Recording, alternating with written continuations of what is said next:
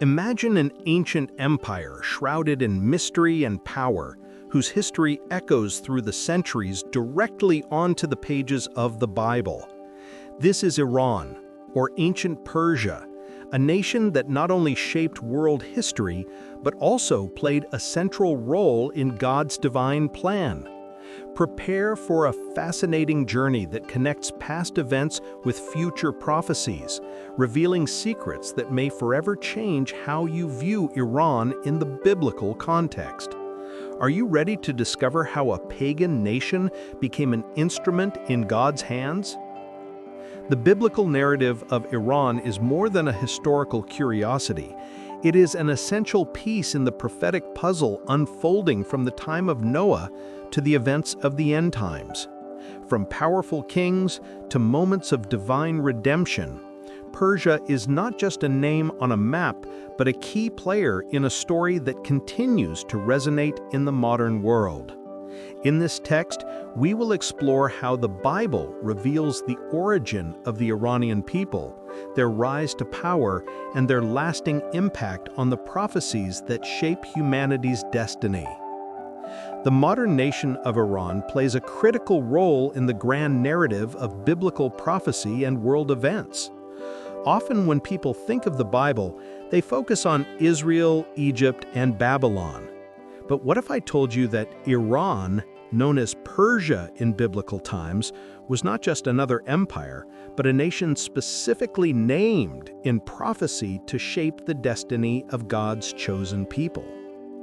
The origin story of the Iranian people is more fascinating than you might imagine. From the lineage of Noah to the reign of Cyrus the Great, the history of the Iranians is intertwined with some of the most significant moments in biblical history. What is truly shocking is that God used Persia, a nation of pagan kings, to deliver Israel, rebuild the temple, and fulfill prophecies spoken centuries before they occurred. In this text, we will explore how the Bible reveals the origin of the Iranian people, their rise to power, and their central role in shaping both the Old Testament and the prophetic visions of the future. Prepare yourself, because what you are about to learn will change the way you view Iran, not only as a modern nation, but as a key player in God's plan for the entire world. To understand the biblical roots of Iran, we must go back to the story of Noah and his descendants after the Great Flood. Noah's three sons, Shem, Ham, and Japheth, became the ancestors of all the nations of the earth. According to the Table of Nations in Genesis 10, one of Japheth's sons was Madai, the progenitor of the Medes. The Medes later became closely associated with the Persians, and together they formed the foundation of the Persian Empire, one of the most powerful in world history. The descendants of Madai, the Medes, settled in the region that would become modern-day Iran. The Persians, emerging from the same geographical area, would rise to prominence later, but both groups shared a common Iranian ancestry. Thus, according to the Bible, the ancestors of the Iranians come from Japheth through Madai, placing the Iranian people in the biblical narrative from the very beginning of post-flood history. This connection ties the Iranian people to one of the oldest genealogies in the Bible and sets the stage for their significant role in the history of God's people. Fast forward a few centuries, and we find the rise of Persia, a kingdom that would play a crucial role in the biblical narrative.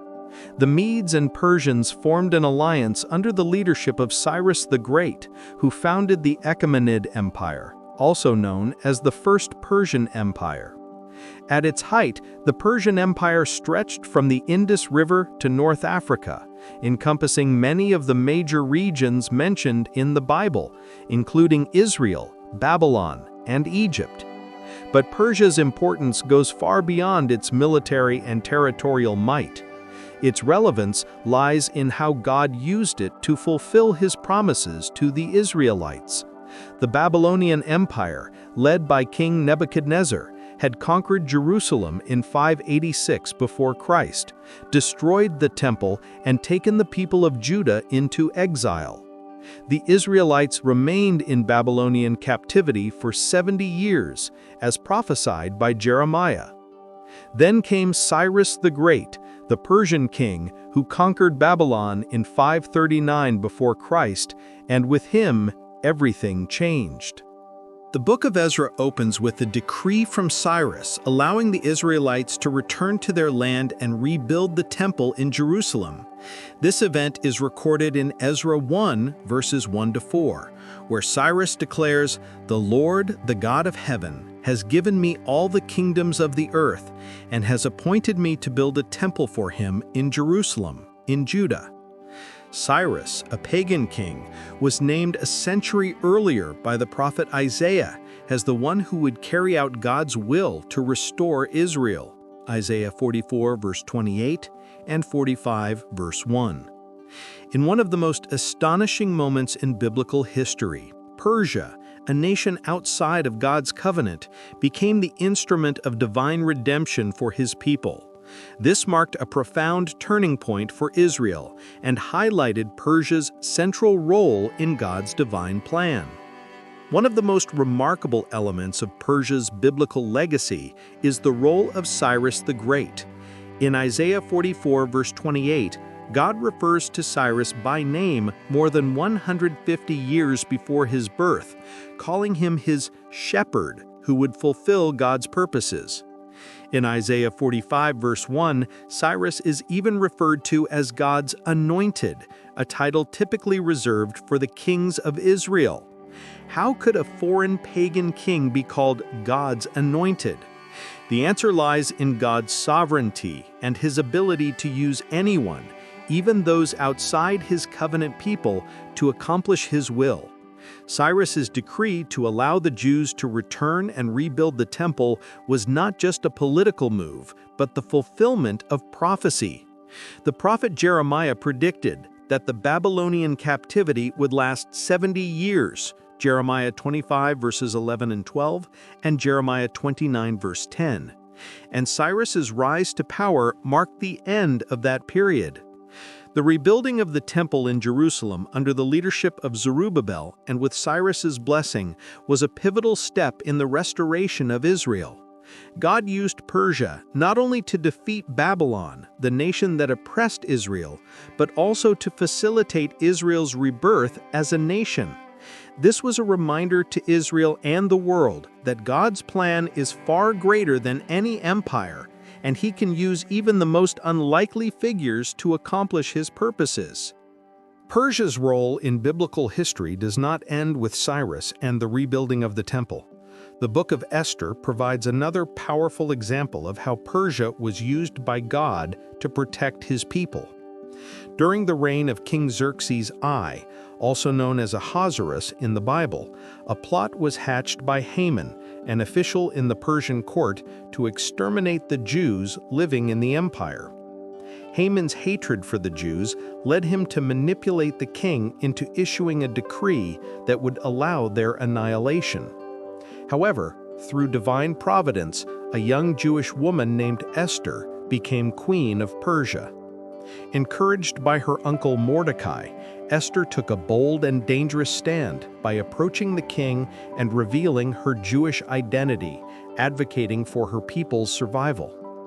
Esther 4, verse 14, highlights Mordecai's famous words to Esther. "Who knows if you have not come to your royal position for such a time as this?" Esther's intervention resulted in a dramatic reversal. King Xerxes, upon learning of Haman's plan, ordered his execution, and a new decree was issued allowing the Jews to defend themselves against their enemies. The story recorded in the Book of Esther is celebrated annually during the Jewish festival of Purim as a reminder of how God used Persia, and particularly Queen Esther, to preserve the Jewish people. The story of Esther is an example of divine providence and protection. Once again, Persia, though a foreign empire, became an instrument through which God's people were protected.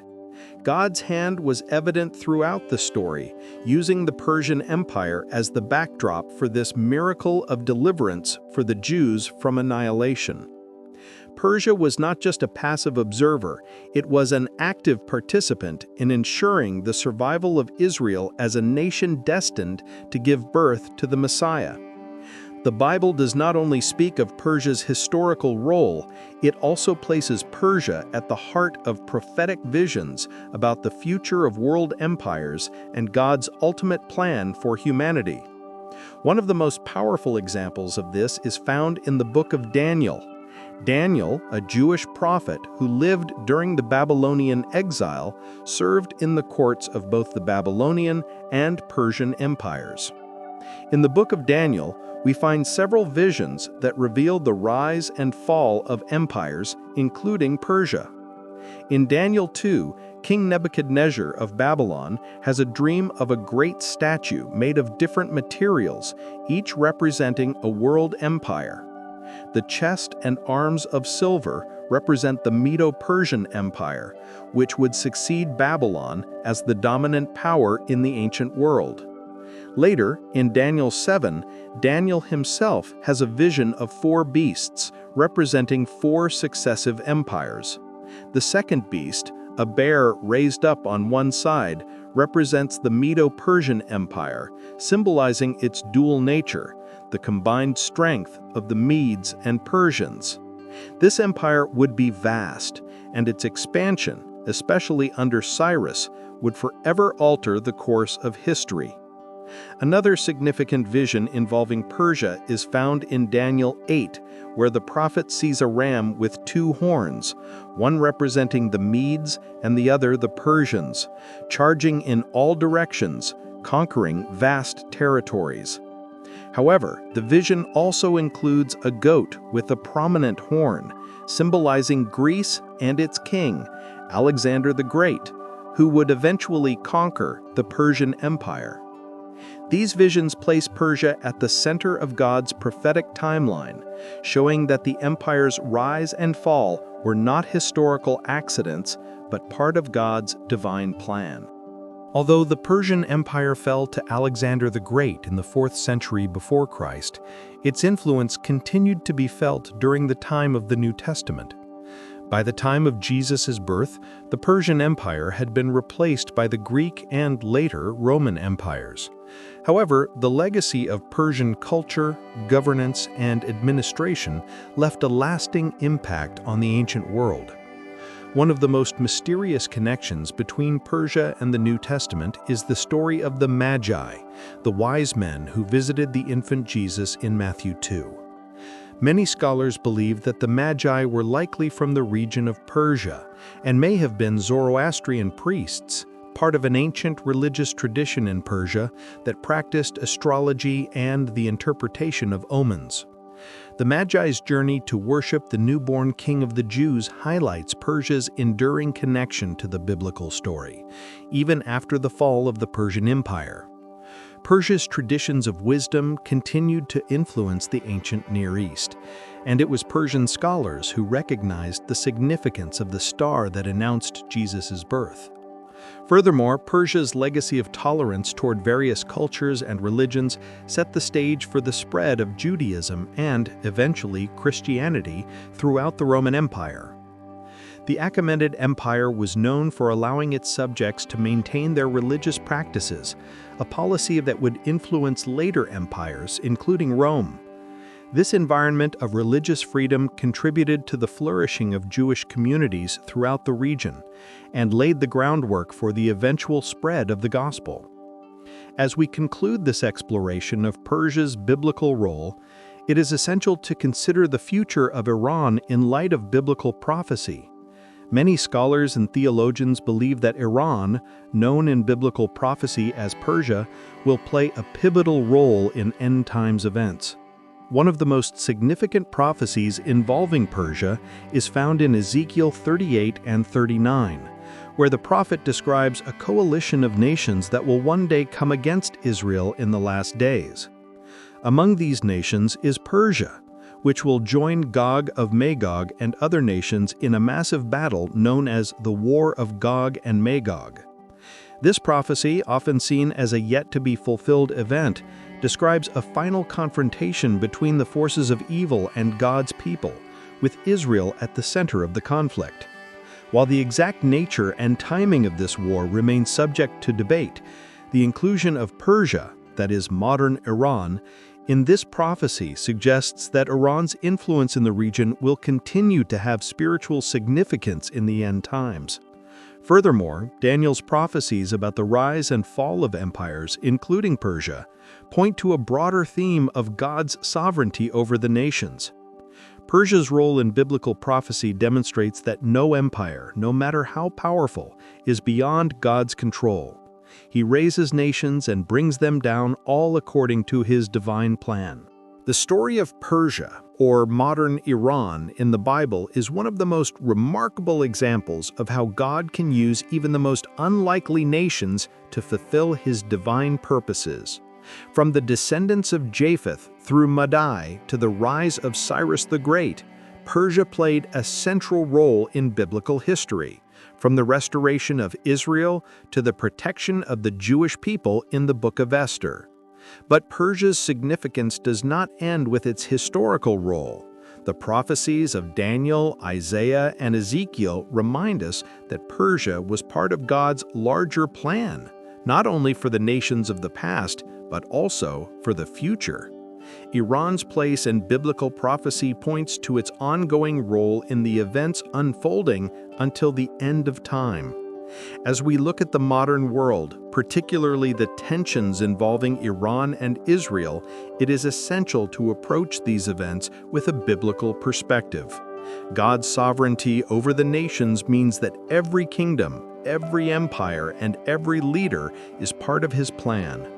Persia's story is a testament to the fact that God can use even foreign powers to fulfill his promises and accomplish his ultimate plan for salvation. Modern Iran continues to exert a profound influence on the global stage, and its connection to the Bible reminds us that history is more than the rise and fall of empires. It is the unfolding of God's plan for the redemption of his people and the world.